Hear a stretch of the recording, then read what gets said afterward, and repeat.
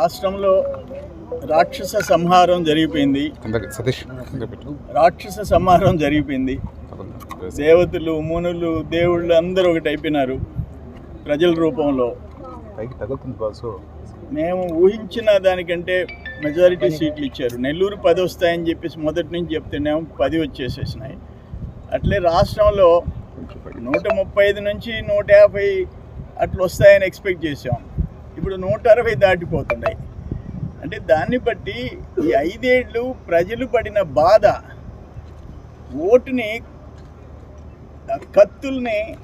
కత్తులతో నరికినట్టుగా ఓటు రూపంలో ఈ ప్రభుత్వాన్ని నరికేశారు. రాష్ట్రాన్ని సర్వనాశనం చేసేసాడు జగన్మోహన్ రెడ్డి. ఒక్క ఛాన్స్ అన్నదానికి నరకం చూపించాడు ప్రజలకి. రాష్ట్రాన్ని గాడిలో పెట్టగలిగిన సమర్థత చంద్రబాబు నాయుడు గారికి ఉంది. అందుకే పవన్ కళ్యాణ్ గారి లాంటి నిజాయితీ పరుడు గుండెల్లో నుంచి ఆయన ఏం మాట్లాడినా మనసులోంచి వస్తుంది.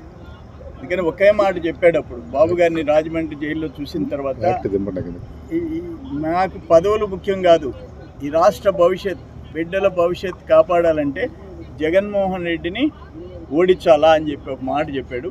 అదే ఈరోజు జరిగింది. అక్కడ కేంద్రంలో ఎన్డీఏ వస్తుంది, ఇక్కడ కూటమి అధికారంలోకి వస్తుంది. ఈ రాష్ట్రానికి గాడిన పెట్టే బాధ్యత ముఖ్యమంత్రి బాబు గారి మీద, కూటమి మీద, అందరి మీద ఉంది. డెఫినెట్గా రాష్ట్రానికి మంచి భవిష్యత్తు వచ్చింది. కనీసం రాజధాని లేదో చెప్పుకునే పరిస్థితి ఆంధ్ర వాళ్ళకి ఈరోజు వచ్చింది.